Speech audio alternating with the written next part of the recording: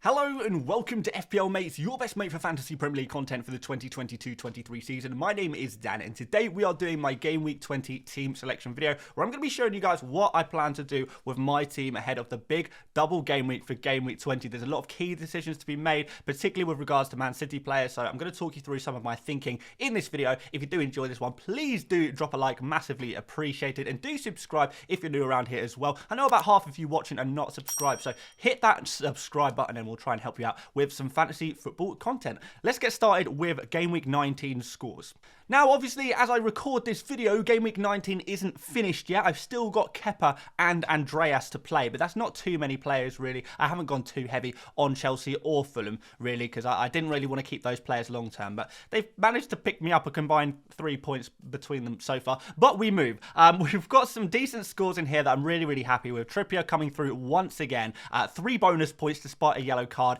You know, say less. Like, this is the most Trippier thing in the world. Luke Shaw coming in clutch with that goal for a 15-pointer for Manchester United. Absolutely insane stuff. Rashford continuing his good form. And Harry Kane, a bit of a differential. Not too many people going for Harry Kane at the moment. He brought in 16 points. And although I was a little bit disappointed with my Holland captaincy, only 4 points on the captain, you know, 2 points scored, doubled. It's not ideal. It's not really what you want, is it really? But at the end of the day, we have got another green arrow. I think I'll probably be keeping that green arrow even after tonight's games. May even be able to go up a few more places depending on the performances of Andreas and Kepa. Andreas is going to be on penalties without Mitrovic, remember. So overall, I mean, I'm pretty happy. Again, another 3rd consecutive green arrow since the break. And we're on a bit of a run here. We've kind of halved our rank almost since the break. So it's really good. We seem to be going in a really nice trajectory right now. And I'm very keen to keep that going as well.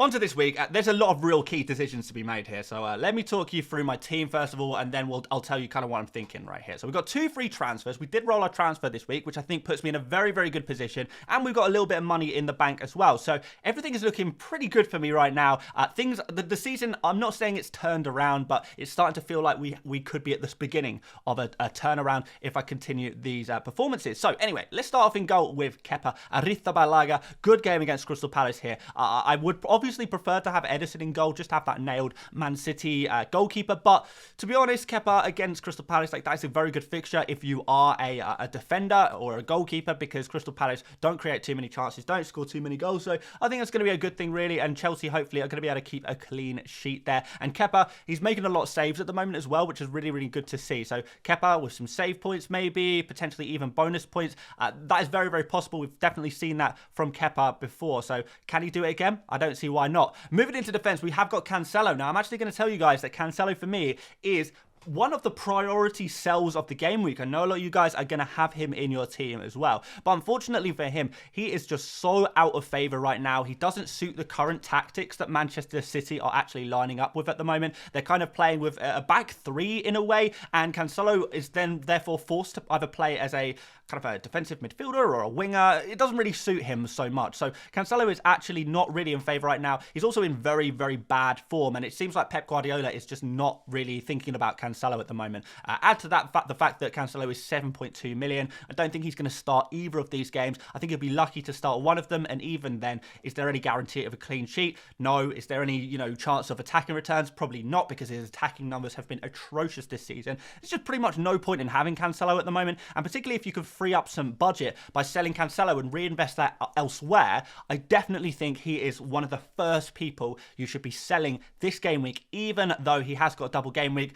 Doesn't matter. If he's not going to get minutes on the pitch, then, it doesn't really matter. You may as well just sell him. So I really dislike Cancelo. He is going to be a player who I remove right now. When I say dislike him, I'm sure he's a lovely bloke, but I dislike him as an FPL asset at this present juncture.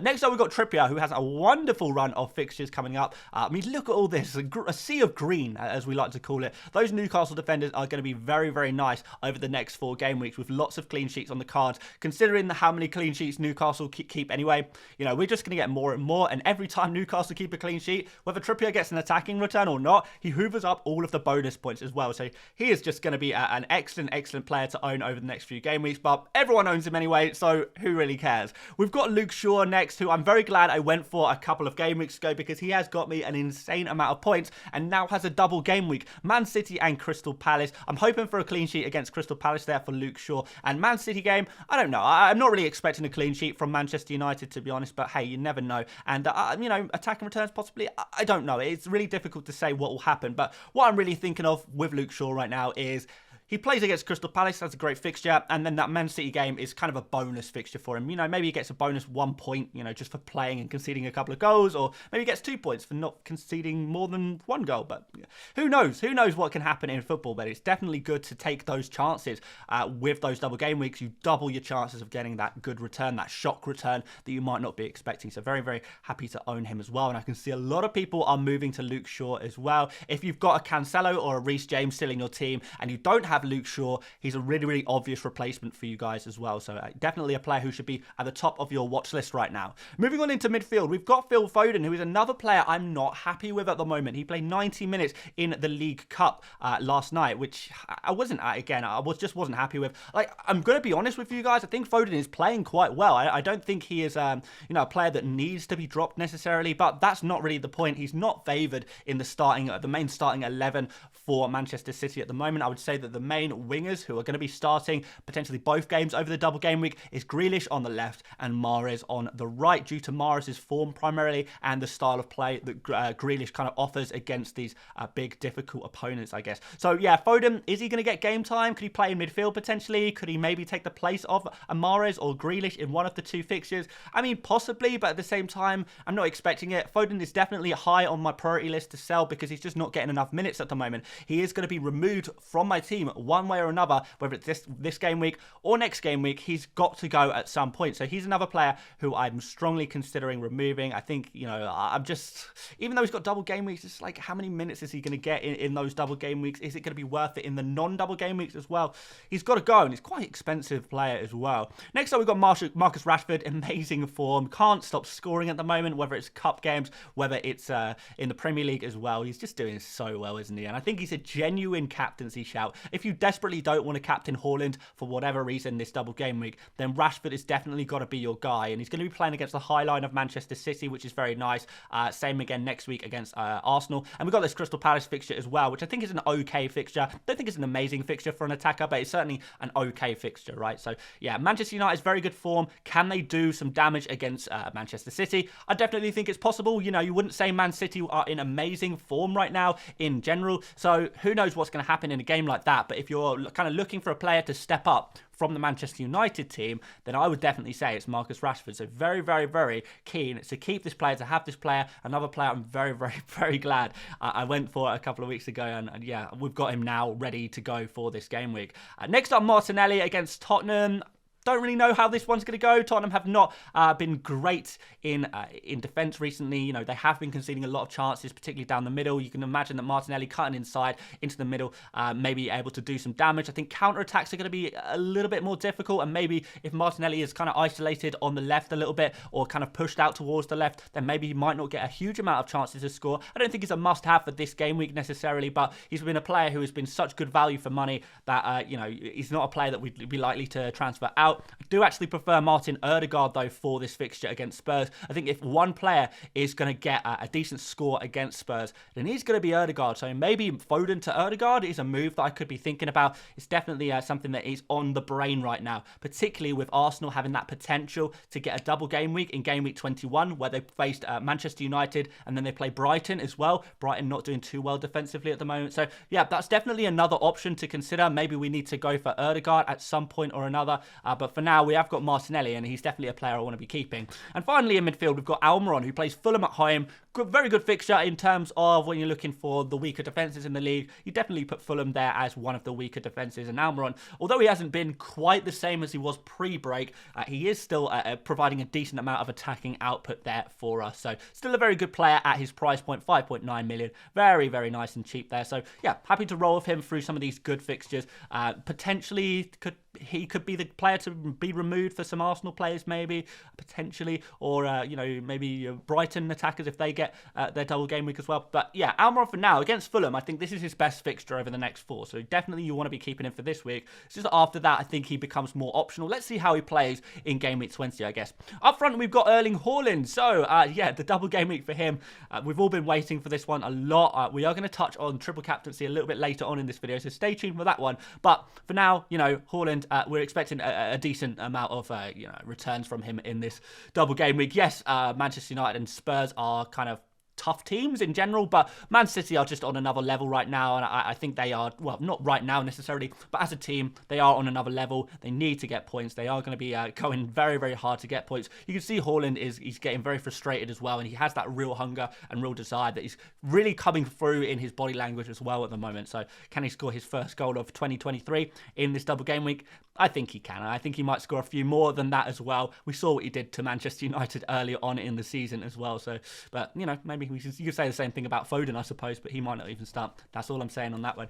Next up, we've got Harry Kane. Double game week. Arsenal and Man City, two of his favourite opponents. Arsenal in particular, he loves to goal against Arsenal, much to my own misery. But he does. He really does. And another player that I'm very, very glad that I picked up earlier on, because we've already got him. He's in place. He's set. He's there. And he's ready to go for this double game week. And then Fulham in the game after as well. It's just a very good time to own Harry Kane. And when I made the 100 experts video, and I would recommend you guys go check that out, I uploaded that yesterday. It looks like a lot of FPL experts, like really kind of engaged FPL managers, are bringing in Kane this game week. He seems to be one of the most, if not the most popular transfer to bring in this week. Harry Kane seems to be the name on everyone's lips, and you can kind of understand why with his performances recently. He has been kind of everything at Spurs. Yes, Spurs in general have not been amazing necessarily, but we're not picking Spurs as a team. We're picking Harry Kane as an individual. And when we're talking about talisman theory in FPL, Harry Kane very much encapsulates talisman theory at a top team like Tottenham Hotspur. It's very, very good, really. So yeah,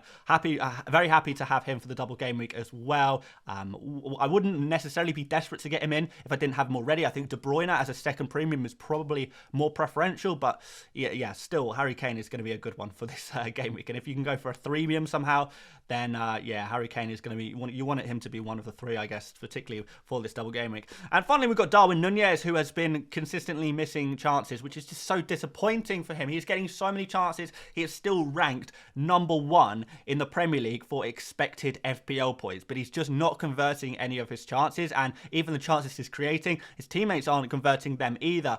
He's scoring offside goals. He is missing big chances. He is having defenders, you know, come out of nowhere to clear balls off the line. It's just not going right for him at the moment. So in general, I just think that maybe, you know, if you want to cut your losses with him, I'd completely understand. On the other hand, Brighton are a team who are conceding chances at the moment. So Liverpool with decent attack, they're probably going to create chances against Brighton and potentially score goals against them if they can finish their chances. Darwin is going to get chances. Can he finish them? That's the question, really. And there is also the potential for Liverpool to get a double game week next week, where they'll be playing Chelsea twice. But I don't think that is incredibly likely. I would say that the chances of that happening probably less than 50%, but it's still, you know, a possibility that Liverpool could get a double game week next week. So I would consider that before rushing to sell Darwin, to be honest. So yeah, just something to bear in mind. Let's bring up the bench, guys. We've got Ward against Nottingham Forest. I mean, I could play him, to be honest. It's a good fixture, I suppose, but I don't fully trust Leicester at the moment. I certainly trust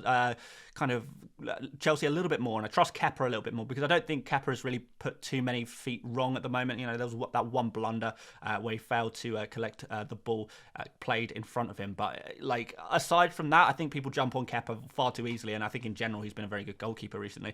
We've got Bueno against West Ham. Decent fixture, possible clean sheet there, but you know, I'm in no rush to play 3.9 million defenders right now. I've got Andreas against Newcastle. Not really expecting attacking returns there, to be honest, against a very good Newcastle side. And Lewis Dunk at home against Liverpool, who are a very good attack, and Brighton are conceding too many chances. Dunk is actually a player I quite regret going for. I wish I'd gone for maybe Ben White instead. That was a 50-50 decision that I made right at the last minute to go for Dunk. It was a little bit of a risk, but it hasn't paid off, unfortunately. But hey, That's FPL, that's football. Now we've got to think about what to do next. So let's talk about transfers first, and I think I've got a few options. Now, first of all, I've made it very clear, Cancelo is my priority transfer out. I think in general, everyone else I could roll with. I could go with these players. I do also want to attack this double game week and make sure I'm setting up nicely for, 2 double game weeks for Man City that are guaranteed there for us. So I think that's definitely something that we really, really want to be thinking about right now. How do we ensure that we are maximising the amount of Man City players we have that are nailed on? And that's a difficult thing to do because really there's only 3 nailed on Man City players: Holland, De Bruyne and Edison. Can we find a defender that is going to be nailed on? Because I think I either try and figure out a nailed on Man City defender, or I downgrade Cancelo all the way to Botman and just go in double on that Newcastle defence, which I do have a lot of faith in at the moment. But at the same time, Man City play 6 fixtures in the same period of time that Newcastle play 4 fixtures. So it seems like we need to go for some Man City players.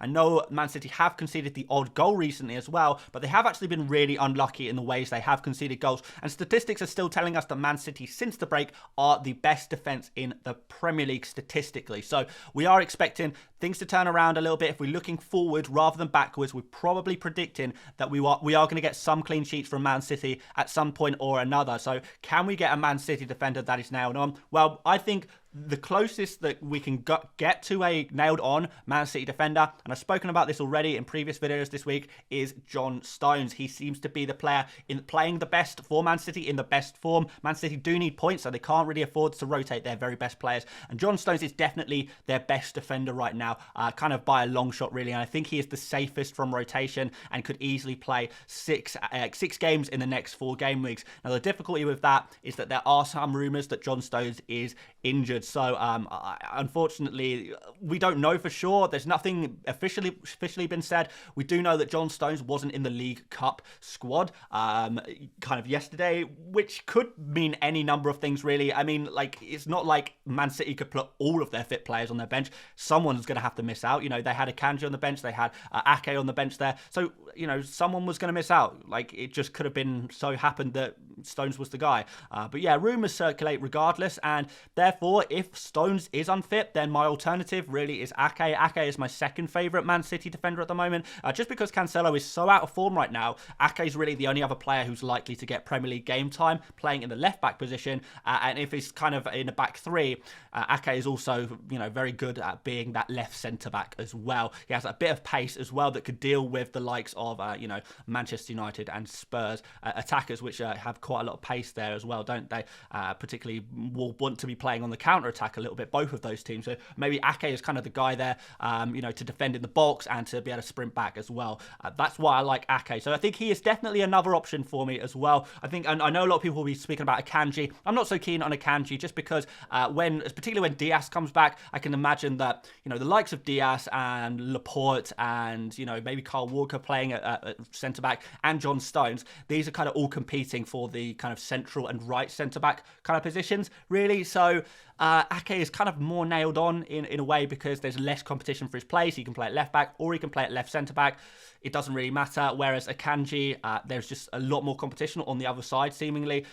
Rico Lewis seems to be nailed on-ish at right back at the moment just because of the current system that's going on, moving into midfield during transitional play. And then we've got the likes of John Stones, who plays kind of on the right side of defence. We've got Ruben Diaz, who plays kind of in centrally, Laporte there as well. So there's a few different players who actually could play in the same position as Akanji. I think Akanji will still get a good amount of game time, and I'm not saying Ake is miles better than Akanji, but we are looking for fine margins, really. We're looking for small difference makers here, and I do feel like that I can just see Ake getting a slightly more game time than Akanji over the next 4 game weeks, 6 games. So that's another reason why I'm considering him. But for the sake of this video, guys, I am going to say that I'm going to transfer Cancelo to John Stones. Like I said, this is dependent on fitness. I'm going to be keeping my ears to the wall, trying to figure out rumours, trying to find anything concrete, trying to look for training pictures, social media posts, everything like that. We are going to try and figure out if John Stones is available. If he's not, then John Stones in this situation will become Ake. Now, this is a transfer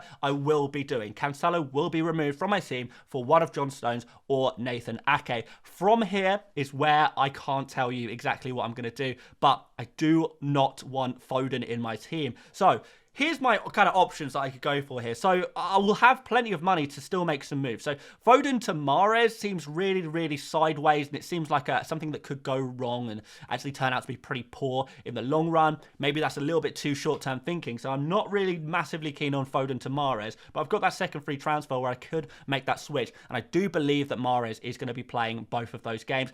It looks like I know I didn't like it earlier on in the week, but, you know, since the League Cup game as well, kind of reading up a lot, looking into the tactics of things. You know, I'll be the first to admit that sometimes I get things wrong, particularly earlier on in the game, like a week before the game week starts. I put my kind of thoughts, initial thoughts and feelings out there, and as I'm doing more research throughout the week, I kind of come to some different conclusions. And right now, you know, I feel like Mahrez is actually a player to consider. I'm just not 100% on that move, really. So not fully confident about that one. I could go one further. Now, this is a move I'd be more happy with, I think, and I think makes a lot more sense on paper. And that would be to remove both Foden and Darwin Nunez and replace them with De Bruyne and Martial. Doing all three of those transfers, including the Cancelo transfer, would put me to a -4. But what I would do is it would set my team up beautifully for the double game week. I'd be on triple Man City, you know, all pretty nailed on Man City players. I'd be on triple Man United, and I'd have that one Spurs player in Harry Kane as well. So I'd have 7 double game week players, which would just be an absolute, it would be an absolute clutch move. It would be an absolutely insane kind of situation to find myself in. I like De Bruyne for, you know, those games against like some of the bigger opponents. He often thrives in some of the bigger games, and at the same time he is super nailed on. And when I'm looking for that player who's going to be playing 6 games in 4 game weeks for Man City, very, very difficult to find, but De Bruyne is that player. We'd be moving to a threemium situation with De Bruyne, Holland and Kane, but we'd also be getting Martial instead of Darwin, and fair enough, Darwin is getting lots of opportunities to score, and I actually don't hate Darwin as an FPL asset. I don't feel like I'm being forced to sell him or anything like that, but at the same time, Martial's got a double game week, which is always very nice. It always increases your chances. I know Man United have signed Wout Weghorst, and people are going to be like, well, isn't Weghorst going to be the new star striker for Manchester United? No. You know, we've seen Ten Hag speak very, very highly of Martial. It seems very clear that Martial is going to be the main starting striker as long as he's fit and available. And that's the reason why Weghorst has been brought into this squad, is to cover for Martial in those instances if he does get injured or, you know, he can't make the full 90 minutes or something like that. You know, that's when Weghorst is going to come in. So Martial's still going to be the starting striker, should start in both of these games. And there's also a small to medium chance that we might get a double game week for Manchester United in the not so distant future as well. Game week 22, I think Manchester United could get yet another double game week, which would be quite insane if that were to happen, because then we'd be getting kind of, you know, 2 double game weeks within the space of 3 game weeks for Manchester United, and we'd be tripled up on Manchester United. So, hey, that's pretty good, right? That's definitely something that I'd be very interested in exploring were that to come about. So maybe take a risk and just see what happens there. So yeah, that's definitely something I'm strongly considering. Doing the extra 2 moves, Foden, Darwin to De Bruyne and Martial. I can't tell you exactly right now whether I'll be doing it or not. I guess you're going to have to watch the deadline stream and find out for yourself. That will be tomorrow. I need to do a little bit more thinking, to be honest. I need to keep my ears to the wall. I need to, yeah, do more research, more thinking before committing to this one. I don't want to commit to it until I absolutely have to, pretty much. So, but yeah. Just laying that out there for you guys, just so you don't think I'm kind of, these moves are coming out of nowhere. This is something I'm very much thinking about, but I'm not quite convinced by. I appreciate this is going for a bit of a long video, but we do need to slap a captain's armband on a player, and it's going to be Erling Haaland, really obvious captain for this game week. Best player in the league, best point scorer in the league on a double game week. How often do you have that? Not very often, really, do you? Vice captain on Marcus Rashford, of course, as well, because he's been in some scintillating form, but he's not quite Haaland, is it? Now, on to the triple captain issue. Now, I am considering a triple captain on Erling Haaland. I think this is very much a possibility, and I would say where I'm sitting right now, the 2 best weeks to play the triple captain, in my opinion, are this game week and game week 23, both of which you would be doing it on Erling Haaland. which one is the right one to go for is difficult to say. Now, I would say on paper, Game Week 23 is the better game week to triple captain. It's just a better pair of fixtures. You get Aston Villa, which is a very good fixture for Man City. You expect them to score a couple of goals there. And then you get Arsenal. It's kind of a bonus fixture in a way. This week, you know, there's two kind of tricky-ish fixtures. So you haven't got that. Well, you might do, but, you know, given the form of all of the teams involved, I don't know if you would necessarily say that Holland is going to score a hat-trick in both games. So it's not very likely to happen, is it? I mean, it could happen, I guess, but it's not super likely. But yeah, it's definitely a possibility to triple captain this week or the Game Week 23. There are going to be other double game weeks in the future for Holland. Might be even slightly better fixtures, but at that point, we are going to be playing our wild cards and our free hits and our bench boosts in those kind of double game weeks. So even though there will be good other opportunities to play the triple captain, I feel like using some of the other chips in those game weeks will be a little bit more optimal than using the triple captain in those weeks. So therefore, for me, it's between 20 and 23. I think that those are the two opportunities. How patient are you feeling? This is another question. We've got a situation where the Man United and Spurs game are actually, I think, you know, slightly further apart than the Aston Villa and Arsenal game. So if you're looking for rest time for Holland, then we're going to get a little bit more of that in this double game week, like in Game Week 20. The other situation is we know Holland is fit right now. He has got kind of a dodgy injury record, I guess, and could he be injured by the time Game Week 23 comes along? Possibly. Who knows? So, you know, it's kind of, you know, is a bird in the hand worth two in the bush? I don't know. Do you stick or twist? Do you, you know, go for the opportunity now at the risk of opportunity cost in the future? These are kind of questions you've got to figure out for yourself. The safe option, I guess, is to triple captain now, but I still feel like that 23 is slightly better as an option.